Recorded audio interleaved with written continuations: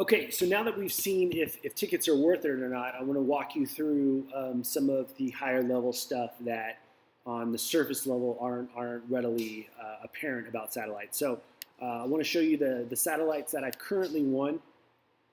So you'll notice the first thing that you'll usually notice is that some of these will have a date, but some of them will not. This one doesn't. This one doesn't. This one doesn't. That one does. So basically, if they have a date, you have to use those tickets for that contest.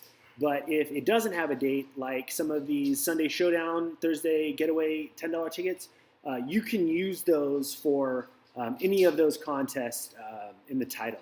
Sometimes it even opens up for just a generic $10 tournament you can use your tickets for. The tournament that I'm trying to get a lot of entries into right now is this one that they're running on the 17th. Now, personally, that's not going to be my favorite because I guarantee that's going to have like 50,000, 60,000 people in it. So my likelihood of winning it isn't going to be great. But one ticket that could be fruitful is this $3 million Golf Millionaire ticket. Normally, the Golf Millionaire tickets are $20. $20 tickets. These are actually 100, so the field's going to be a little bit smaller. I suck at golf. I don't really know what I'm doing. I'm just pretty much button mashing. But if I had a preference of which type of tournament I would prefer to play in, it would be in a higher buy-in, smaller fielded tournament. But I'll take whatever I can get. I'm not picky. I just love stacking up tickets. So that's the difference between the satellites with the dates versus the dates. How much should you allocate for your bankroll? I think, if you're playing, let's say, $100 a night, an additional $10, that's fine. I think 10% in addition to what you normally play, maybe 20%. Just depends. If there's a lot of contests worth getting satellite tickets for. For basketball, there's a lot more satellites available, I'm noticing, than for baseball. So what was in play was quite a bit more for me for basketball season. But baseball season, I'm pretty much, even if it's like something like WNBA or tennis, like I don't really know anything about those sports, but I want to win the tickets because if I win the tickets, then I know I'll force myself to use them wisely. And that has happened a handful of times where because I won a satellite ticket, I forced myself to get up to speed on the sport, and then it turned out being something, a contest or a sport that I actually really like playing. So yeah, I kind of got ahead of myself, but yeah, it's a great way to get introduced to new sports. There's basically two different types. I would prefer the bigger buy-in, smaller tournaments, like that $44 tournament that I won $5,000 in. I think that is a $44 buy-in, and I want to say like the field is maybe like 1,200, and I'm winning tournaments of that size at the lower level quite often. So I was like, dude, I think if I can take a shot in a tournament like this, I might be able to get a good cash here. But everything that you're doing at the satellites, just think of them as practice. Practice on building your confidence. Practice on learning new sports. Practice on allocating your bankroll and staying disciplined and building up your volume. And it's okay to say no. I don't advise getting tickets into sports that you have zero interest in. So I just went on and told you just now, like, I'll play for tennis tickets, I'll play for WNBA tickets, soccer tickets. I want no part of, like, I am drawing so dead. And those, it's like, you know what? $1 to win a $10 ticket to maybe, it's like, no, I would just rather keep my dollar. I'd rather keep my dollar and save my time. Like, I've played DFS soccer a handful of times, and my brain I can't wrap my brain around it. Maybe one day, maybe someone out there is like, dude, like, you're an idiot. Like, it's so easy, and wants to help me out, but it's just not for me. So it's okay to say no.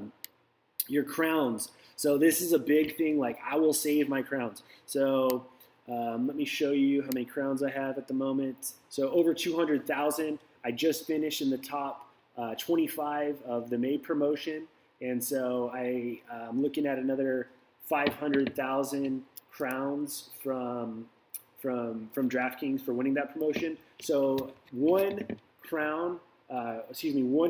is worth 550 crowns. So if I have 700,000 crowns, that's about almost $1,300 in cash. So this stuff adds up. So if you're getting achievements and you're getting volume, or you finished in the top 100 and you got some additional crowns, I would save them for a contest that you really want to play in. So, basketball historically has been the highest ROI sport that I've had. So I want to save my crowns for, it's going to be hard because basketball season, we're just finishing the 2019 season, the 2018-2019 season. And, next season doesn't start until October. All right, well, we're going to be in the dog days of summer. I'm going to play a ton of baseball, and then football's here. And then it's like, okay, then I'll be glad that I saved my tickets to play in that $44 tournament the opening week. I know one of my buddies, he won, I think, 60 grand in that tournament opening week. Like, dude, that's killer, man. That's a really nice pop.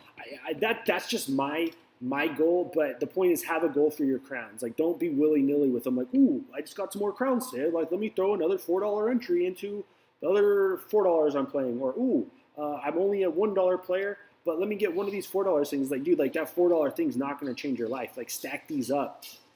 So save them up. And my rule of thumb is simple. It's real simple. What's our favorite contest? 20 maxes. So if there is a tournament that you want to play in, save up your crown so you have enough to enter that in 20 times, and then you can treat it like a 20 max with the rest of your build, going back to the Osimo video series that we did of keep building up your volume and get used to running 150 lineups at a time. Or, I like doing 50 at a time or 100 or whatever that is. Personally, I like 150 a slate. But if you like more, if you like less, whatever that is, save up your crowns so that you can buy enough tickets into playing in a tournament that is worth your time instead of just, buying a ticket here, buying a ticket there. It's not going to move the needle enough to justify doing that. So if you're gonna take your shot, make it count. Another thing I get is like, so this is my high school baseball coach, Terrence Frazier. He was just a hilarious dude, and our team would play pretty well, and then we'd go through stretches where we would just like get shut out, wouldn't get hits, nothing would be going. He's like, it's like, you guys need to stop being scary. And we're like, what are you talking about? He's like, you go up to the plate and you go, and he was talking about a part of your anatomy that tightens up when you get nervous. So I'll leave that to your imagination. And his whole attitude is like, you guys are so afraid of striking out that you're getting away from your strategy. You're getting away from the thing that made you successful. And so he'd always tell us, like, don't be afraid of failure.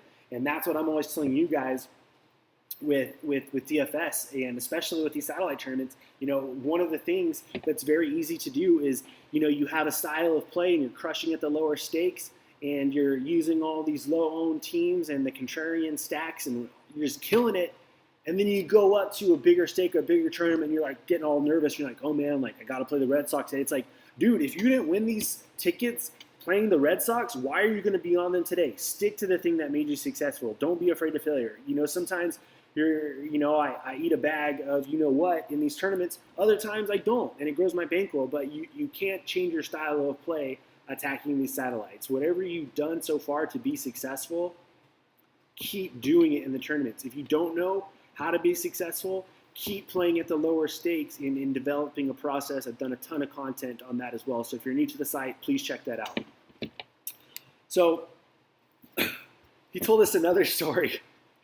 He struck out at the plate, and he was walking back to the batter's box, and one of his teammates was his nickname was T. Frage. So they'd be like, "Yo, T. Frage, like, dude, why do you swing so hard?" It's like, "Why do you swing so hard?" And I'll never forget this because like this is my total attitude and approach to DFS. Is the reason I swing so hard, the reason I get so much volume, the reason I take so many shots and stack up these satellite tickets in case I hit it. His attitude is, I'm going to swing hard and I might miss, but if I hit it, I'm going to hit it a long way. And that's what we're trying to do here is, it's a grind building up these satellite tickets, but when you pop something, it can be life-changing. It can be bankroll changing. It can be, mindset changing. It can be the thing that gets you out of the slump. So if you're going to get in there and you're going to go take your shot, like, make it count. Go down swinging with what got you there. Go to bed that night knowing, like, hey, regardless of how this turned out, like, I'm proud of the approach that I took. Control what you can control. That's all we can do here.